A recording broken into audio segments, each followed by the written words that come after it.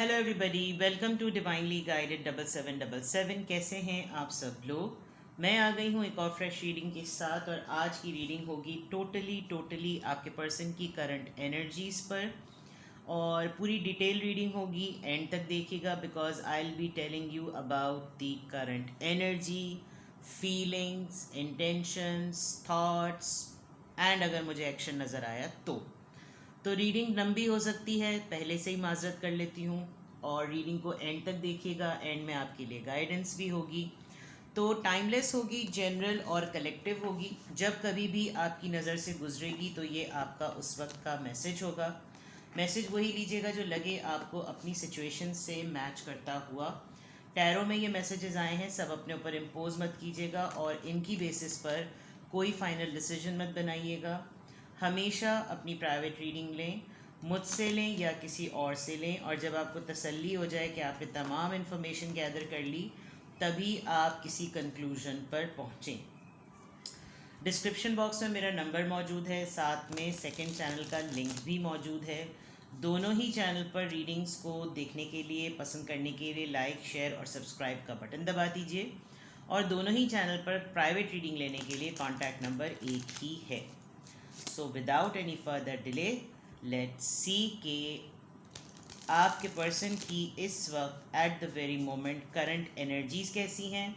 आज थोड़ा सा मैं डिफरेंटली करूँगी। Current energies, current feelings, current thoughts और फिर उनकी इंटेंशंस, यानी कि मैं 4 कार्ड निकालूंगी। तो आज रीडिंग का थोड़ा सा पैटर्न डिफरेंट होगा। जब एनर्जी निकालूंगी तो उसके नीचे की क्लैरिफायर्स निकालूंगी, फीलिंग्स, इसी तरीके से ये प्रोसेस करेगी, ठीक है। तो लेट्स सी कि आपके पर्सन की current energy at the very moment कैसी है, ठीक है। डिसीट, करंट एनर्जी, आपके पर्सन की करंट फीलिंग्स क्या हैं,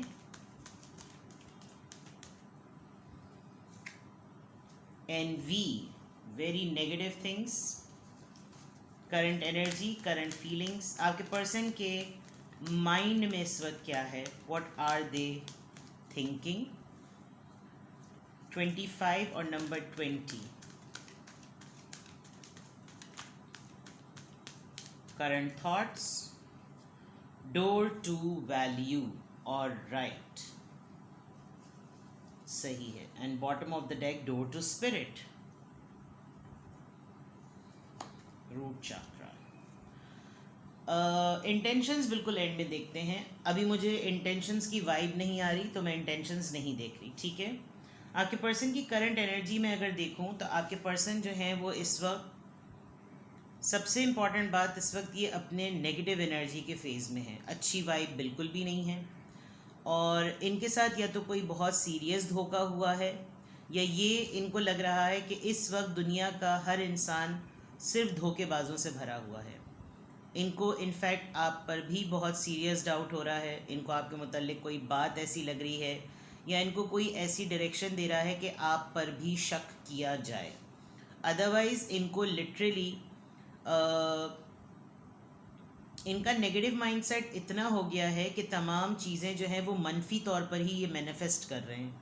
हर चीज़ पे ही एक क्रिटिकल नेगेटिव क्रिटिकल एनालिसिस रखते हैं। इस वजह से इनको अब हर अच्छी चीज़ में भी अगर कोई कुछ अच्छा भी हुआ है तो इनको लग रहा है कि नहीं, इसके अच्छे होने में भी किसी और का मफाद है, किसी और का इंटरेस्ट है। तो करंट एनर्जी में ये बहुत ज़्यादा लोगों के साथ रिवेंज लेते हुए, लोगों की राय को अपोज करते हुए, लोगों के बातों को क्रिटिकली फीडबैक देते हुए और सबसे इम्पॉर्टेंटली इन तमाम चीज़ों को एक कलेक्टिव धोखा समझते हुए नज़र आ रहे हैं। इनकी करंट एनर्जी बिल्कुल भी अच्छी इस वक्त नहीं है। ये बहुत ही ज़्यादा कड़वी कसेली बातें कर रहे होंगे अगर आप लोग कांटेक्ट में हैं, और इनको हर चीज़ जो है वो बहुत ही ज़्यादा अजीब सी ना इनको वाइब दे रही होगी। जो भी आप नॉर्मल बात भी करेंगे तो उसके मुतालिक उसमें ये कोई एक ना एक नेगेटिव एलिमेंट निकाल लेंगे कि ये सब बकवास होती है, सब फरेब होता है, ऐसा कुछ नहीं होता। अगर पॉलिटिकल एनालिसिस का कोई प्रोग्राम देख रहे हैं तो वहाँ पे भी लोगों की बुराइयाँ शुरू कर देंगे। कोई रेगुलर टीवी शो देख रहे हैं तो उसमें भी किसी एक्टर या एक्ट्रेसेस के ऊपर शुरू हो जाएंगे। मतलब इनको हर चीज़, इनकी करंट एनर्जी में इस वक्त फरेब, नकली, फेक, ये तमाम चीज़ें झूठ नज़र आ रहा है। तो करंट एनर्जी तो बिल्कुल भी अच्छी नहीं है। फीलिंग्स क्यों हैं ऐसी? ज़ाहिरी बात है, जब एनर्जी ऐसी है तो फीलिंग्स भी वैसी ही हो रही हैं। इनको बहुत ही स्ट्रॉन्ग तरीके से किसी के साथ कंपटीशन महसूस हो रहा है। इनको ये लग रहा है कि जो मेरा लकी चार्म है, जिसमें मेरी लक हर दफ़ा मेरे लिए चलती थी, वो नहीं काम कर रही। इस वक्त मेरा जितने लोगों के साथ कंपटीशन होता है वो सब सेट चल रहे हैं, लेकिन मेरी लाइफ इस वक्त बिल्कुल अपसेट हुई हुई है। ये बहुत सारे अपने ही सिमिलर कॉन्टेक्स्ट में जितने भी लोग इनके साथ ज़िंदगी गुजारते हैं, उनको अपने आप से जब कंपेयर कर रहे हैं तो उनकी सेटलमेंट को देखकर इनको एक बहुत रश्क वाली फीलिंग आ रही है कि यार मेरे साथ ही ये होना था, इनके साथ या तो कोई मिसहैप हुआ है या कोई ऐसी चीज़ हुई है जिसमें इनको बहुत तगड़े तौर पे ये फील होता है कि ये सब कुछ मेरे साथ क्यों हो रहा है, मेरी किस्मत इस वक्त क्यों नहीं सही चल रही। तो एक नेगेटिव माइंडसेट होने की वजह से जो इनकी ज़िंदगी में कुछ चीज़ें पॉजिटिव भी हैं उसको भी उन्होंने नेगेटिव का लबादा जो है वो दे दिया है। दूसरा, ये बहुत हद तक दूसरों के पास मयस्सर फैसिलिटीज़ को देखकर भी थोड़ा सा एक कंपटीशन में आ रहे हैं। तो ये सिर्फ एहसासात की बात है, तो एहसासात जो हैं वो किसी के एहसासात और सोचों पे किसी के कोई कंट्रोल नहीं होता, लेकिन ये कैफियत की अलामतें होती हैं। कैफियत जो है वो नेगेटिव है, इसी वजह से एहसासात जो हैं वो नेगेटिव हैं। जो ये महसूस कर रहे हैं वो कंपटीशन महसूस कर रहे हैं। इनको हर वो चीज़ इस वक्त चाहिए जो अगले के पास है। इनको कुछ ऐसी चीज़ें इनकी ज़िंदगी की ऐसी हैं जो इनको फ़ौरन से फ़ौरन चाहिए ही चाहिए हैं। ये इनकी फीलिंग्स हैं। अब इनकी थॉट प्रोसेस क्या है? ये कुछ इमीडिएट चाहते हैं, डोर टू वैल्यू। इनको जो फ़रेब मिला है उसमें या तो ऐसा होगा कि इनका काफ़ी ठीक ठाक पैसा किसी ने धोखे से हड़प लिया है। अब वो हड़पने में ये हो गया है कि इनको अब अंदाज़ा हो रहा है कि यार जब तक इंसान खड़ा होता है ना, तब खड़े के साथ सब होते हैं। जो पड़ा हुआ होता है उसके ऊपर और इंसान लोग दुर्रे लगाते हैं। तो इनको ये बहुत शिद्दत से इस बात का एहसास हो रहा है कि जो कदर होती है वो कीमत से होती है। कदर व कीमत जिसे कहते हैं ना, उसका मिलाप इसी वजह से कि जिसके पास पैसा उसी के पास सारा राज। तो ये कोई चीज़ अपने साथ अपने दिमाग में इनके चल रही है कि मैं कैसे, क्योंकि आप देखें मैं आपको एक चीज़ कॉमनली बताऊं, जिस फैसिलिटी को देखकर इनको जेलेसी या कंपटीशन या एनवी फील हो रहा है ना, वो इसी दरवाज़े को खुल के, ये जो मैंशन है ये इसी दरवाज़े को खुल के इनके बहुत करीब है ये। या तो ये इनका अपना घर होगा, या ये इनका अपना एक ऑफिस होगा, या इनकी अपनी कोई एक ऐसी जगह होगी जो इनकी हुआ करती थी और अब वो किसी और की कस्टडी में है, कोई और उसमें बैठ के काम कर रहा है।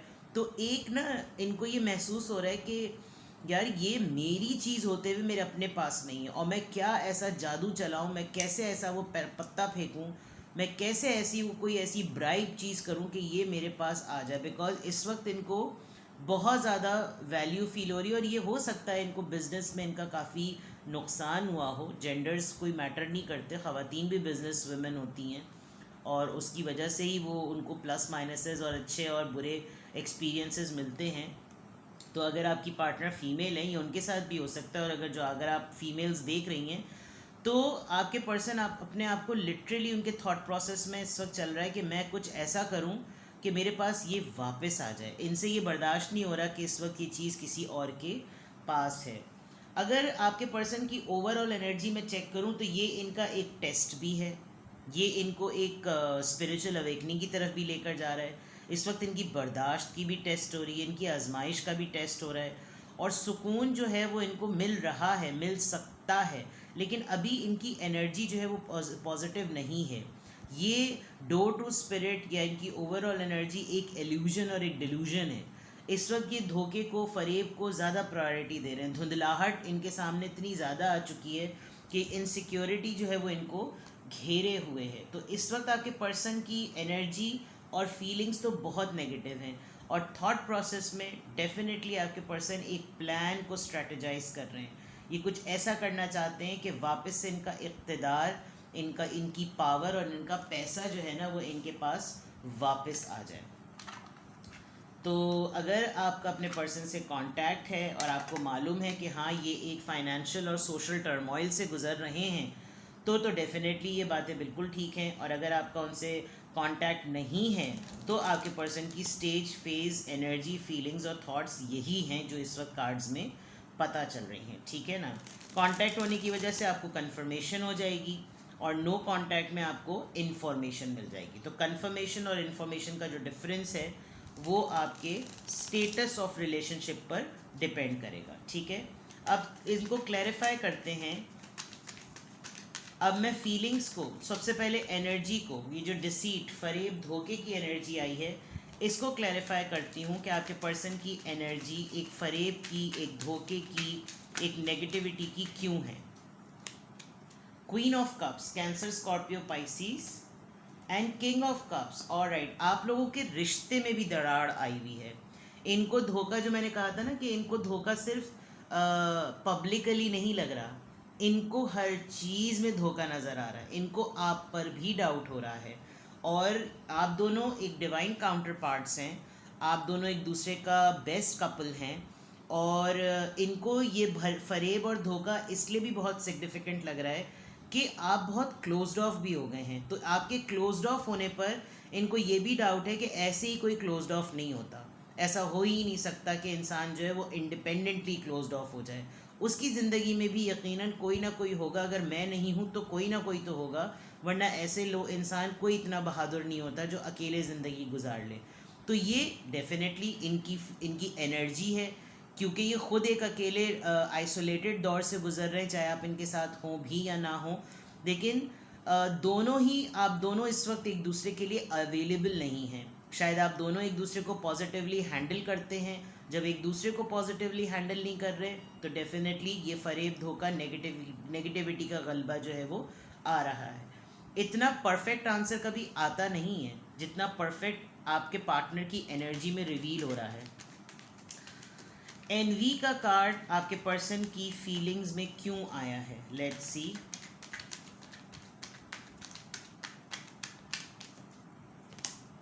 Page of swords, 10 of swords.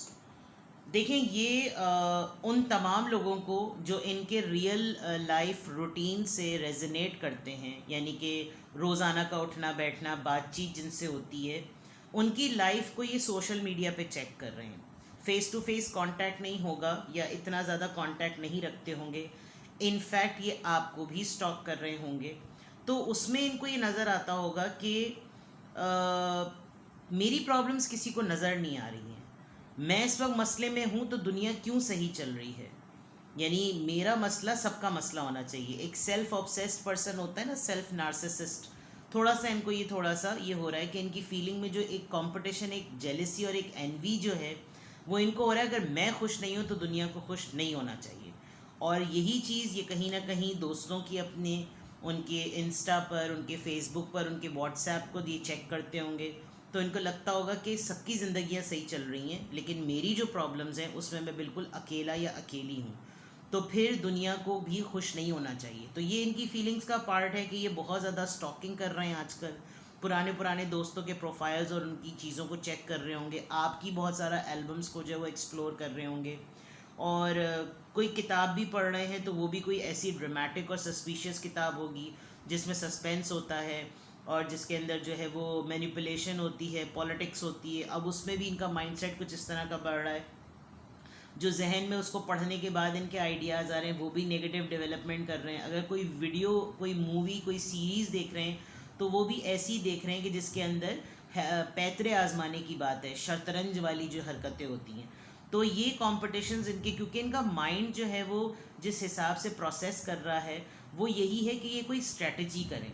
अब हम इसको भी क्लैरिफाई करेंगे कि डोर टू वैल्यू, यानी कि जो आपके पर्सन की करंट थॉट्स हैं वो इस तरह की क्यों हैं, कि क्या चीज़ है जो इनको वैल्यू करनी है, किस तरफ इनको जाना है। आपके पर्सन की करंट थॉट्स को क्लैरिफाई करते हैं।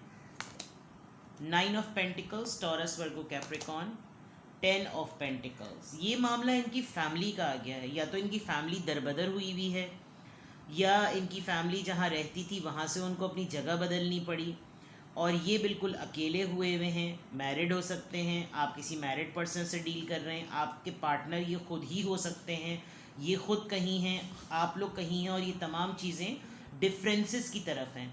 अब जब ये डिफरेंसेस की तरफ हैं तो इनको लग रहा है कि मैं इमीडिएटली सबसे पहले अपनी फैमिली की सेटलमेंट के लिए तो कुछ करूं, और उसके लिए जो सबसे इम्पॉर्टेंट चीज़ है वो है पैसा।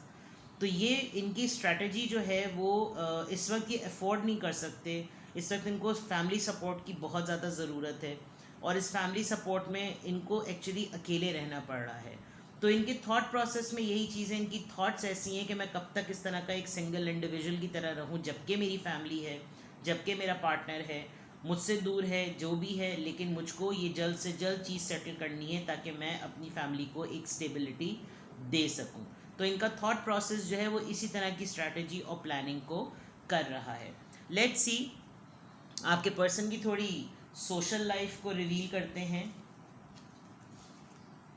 सोशल पॉइंट ऑफ व्यू से आपके पर्सन की करंट एनर्जी क्या है, सोशल लाइफ के कॉन्टेक्स्ट में आपके पर्सन की करंट एनर्जी क्या है। Please give me more messages about the current energy, feelings and thoughts of your person. Despair, financial problem है, मैंने पहले ही कहा था। ये 31 है और ये 32 है, तो दैट मीन्स के पैसे का मामला तो बहुत तगड़ा है। इस वक्त इनको कोई हेल्प नहीं कर रहा, कोई सपोर्ट नहीं कर रहा, यहाँ तक कि इनको इस वक्त वो लोग भी सपोर्ट और हेल्प नहीं कर रहे जिनकी ये हेल्प आज तक करते आए हैं। कंसर्न 31, 32, 33 एज हो गई होगी, और जैसे जैसे वक्त गुजर रहा है हालात बदलते से बदलते जा रहे हैं, और डे टू डे इनके फादर में या इनका कोई बड़ा भाई या कोई ऐसा फादरली फिगर्ड पर्सन इनके लिए बहुत कंसर्न होगा, और उसको फ़िक्र हो रही होगी कि ये सिलसिला कब जाकर एंड होगा, या ये इनकी एक बहुत जवान होने के बावजूद इनकी एक बहुत ओल्डरली या एल्डरली सोच डेवलप हो गई हो, इनको बहुत ज़्यादा प्री कंसीव एंजाइटी में होंगे। Number 6, mature women. एक कंसर्न इनका ये भी है कि कोई भी इंसान चाहे वो कितना ही सेंसिबल और मेच्योर क्यों ना हो, वो कब तक अपनी मेच्योरिटी की वजह से रिश्ते को निभा सकता है। तो जो डाउट वाली बात है ना, वो डिसीट और फरेब वाली बात, इनको आप पर भी ये डाउट है कि कल को मेरे पास अगर कुछ नहीं बचा तो शायद ये भी मेरे पास नहीं रहेगी या नहीं रहेगा। प्लस ये आपको थोड़ा सा जज भी कर रहे हैं, थोड़ा सा और जज भी नेगेटिव कर रहे हैं, जबकि आप एक बहुत सेंसिबल पर्सन हैं। अगर आप एज अ फीमेल इस चीज़ को देख रही हैं, और अगर आप मेल होते हुए देख रहे हैं, तो डेफिनेटली ये एक मेच्योर वुमेन, यानी कि आपकी पार्टनर आपकी लाइफ में एक अच्छा, जो जिस भी कॉन्टेक्स्ट जिस भी फेज़ में आपका ये पर्सन आपके साथ है, एक अच्छा सेंसिबल पर्सन है, लेकिन प्रोसेस जो कर रहा है ना माइंडसेट, वो नेगेटिव कर रहा है। आपको ये लग रहा होगा कि ये थर्ड पार्टी भी हो सकती है, इसी के गिर्द सारी चीज़ें घूमती रहती हैं, इसको मैं बताऊं कैसे। हो सकता है आपके पर्सन आपको ये तमाम चीज़ें बताना चाहें, ये सारा खेल इनकी हैंडलिंग और डीलिंग किसी ऐसी मेच्योर वुमेन से हो रही है जो कि इनकी कंपैटिबिलिटी में बहुत स्ट्रॉन्ग है, और ये इनको उससे मुकाबला करना ही पड़ेगा। ये भी एक सिनेरियो हो सकता है, wedding, but this is a partner. Third party भी नज़र आ रही है, और जितना आप इनके लिए कंसर्न हैं, इसका मतलब इनकी शादी भी कहीं और हुई भी है, या फिर ये रिश्ता जैसा भी है, इनको आपके ऊपर भी डाउट होता है कि चाहे कितना ही क्यों ना कोई मामला हो, बहुत पक्के रिश्ते भी जो होते हैं वो छोड़ के चले जाते हैं। जस्ट बिकॉज आपके पर्सन की एनर्जी नेगेटिव है, तो इस नेगेटिव एनर्जी की वजह से इनका पूरा ओवरऑल जो इम्पैक्ट है ना वो नेगेटिव हो रहा है। तो दिस विल टेक टाइम। आपके पर्सन कोई हायर ऑफिशियल्स में से हो सकते हैं, इनका आर्मी के लोगों के साथ बहुत ज़्यादा कांटेक्ट होगा, और आर्मी में आपको पता है मिलिट्री के मामलात में बड़े ही मसाइल होते हैं। तो हो सकता है इन्फ्लुएंशियल पर्सनालिटी हो, या आपका उठना बैठना मिलिट्री के लोगों में हो, इनके पास हो। ये जब तक इनके पास वैल्यूएबल एसेट्स थे तब तक इनके इन्फ्लुएंशियल लोग जो थे वो इनके बड़े अच्छे तरीके से काम आते थे। इनका बैड टाइम चल रहा है तो बड़े से बड़े तगड़े सपोर्ट के लोग भी जो है ना वो इनकी हेल्प नहीं कर रहे। प्लस आपकी फैमिली में या इनकी फैमिली में कोई वाकई इस पूरे हालात की वजह से बैड हेल्थ से गुजर रहा होगा, तो ये भी एक इनके ऊपर अल्टीमेट प्रेशर हो रहा होगा। प्लस एज बिल्कुल जैसे लग रहा है कि वो 3 कार्ड्स निकालें, वही 3 कार्ड्स इधर आ रहे हैं। Unexpected income, there is a chance, there is a big chance कि आपके पर्सन की लाइफ में एक अनएक्सपेक्टेड इनकम आएगी। शायद उसी की स्ट्रैटेजी काम करेगी, बट इनको थोड़ा सा हिम्मत का मुजाहरा करना है। As it is written, mature men, mature women, here comes the main male. आपके पर्सन को आपकी अर्ज भी बहुत ज़्यादा हो रही है।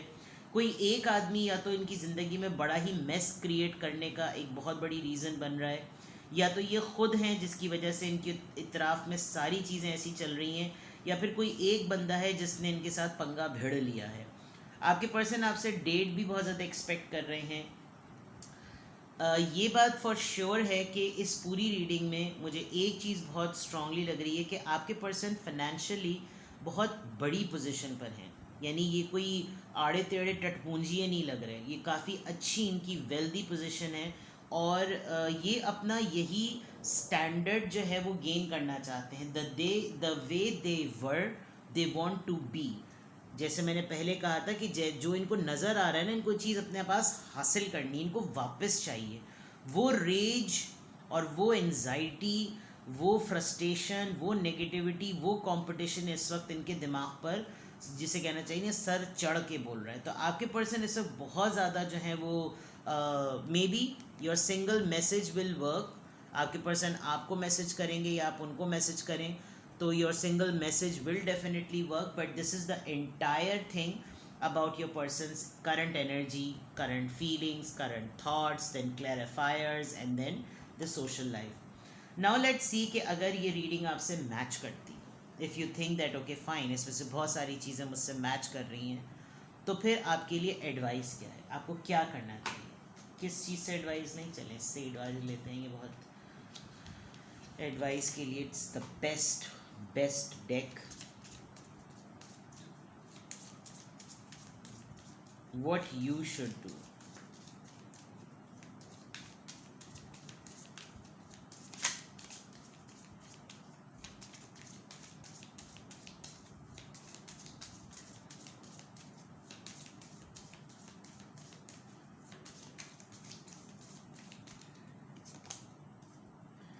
Building blocks.